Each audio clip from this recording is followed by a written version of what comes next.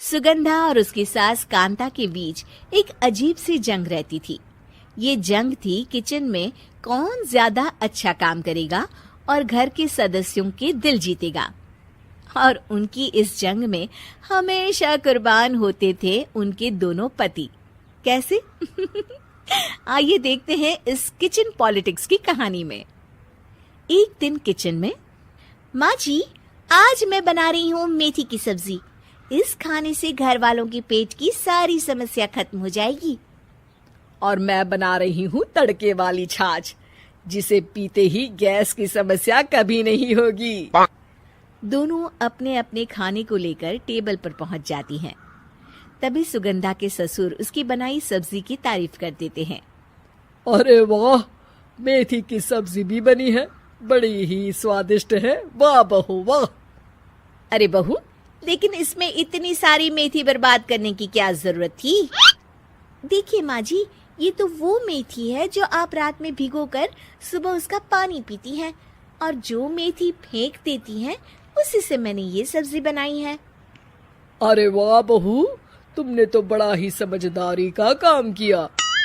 बस अब क्या था, कांता जी का तो मानो ये सुनकर खून ही सूख गया।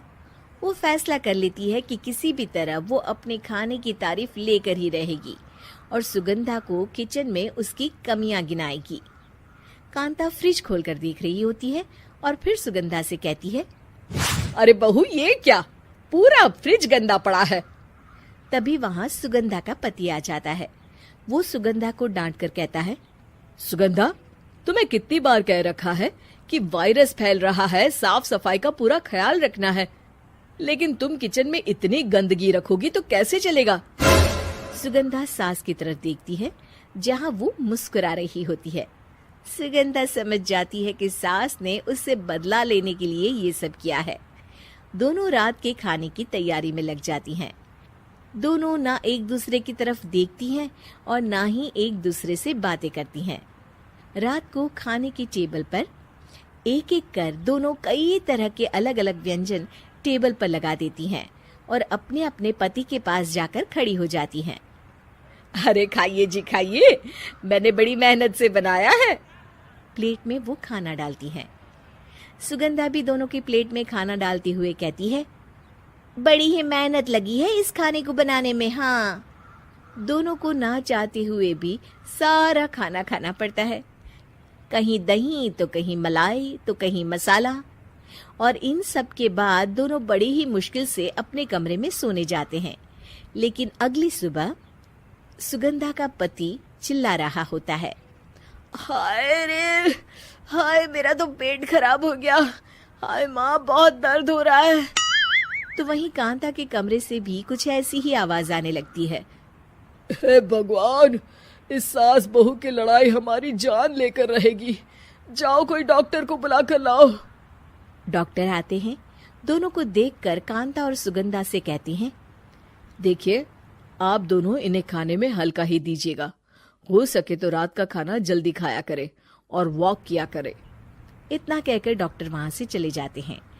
जिसके बाद एक बार फिर से दोनों बहुएं किचन में जाती हैं और खाना बनाने में लग जाती हैं। रात में खाने के टेबल पर दोनों एक बार फिर से खाना लगाने लगती है। पापा जी, मैंने ये पतली मूंग की दाल की खिचड़ी के साथ ये पापड़ और पुदीने की चटनी भी बनाई है। अरे बहू, अभी अभी बेचारे पेट की बीमारी से गुजरे हैं। इतना भारी खाना तो डॉक्टर ने भी मना किया है ना। देखिए, मैंने आप दोनों के लिए सूप बनाया है। और दोनों उन लोगों की प्लेट में खाना डालने लगती हैं। तभी दोनों एक साथ बोल पड़ते हैं, बस करो, हमें माफ करो। हमें नहीं खाना इस घर में, ना खिचड़ी और ना ही सूप। हम इंसान हैं, एक वक्त में एक ही खाना खा सकते हैं। बस करो, हमें माफ करो। हमें नहीं खाना इस घर में, ना खिचड़ी और ना ही सूप। हम इंसान हैं, एक वक्त में एक ही खाना खा सकते हैं। इतना कहकर वो दोनों वहां से चले जाते हैं। कहानी का अंत। आप लोग उम्मीद कर रहे होंगे कि अंत में सब ठीक हो जाएगा। नहीं जनाब, अगर सास बहू के बीच सब ठीक हो जाए तो आप ये सीरीज देखे ही क्यों?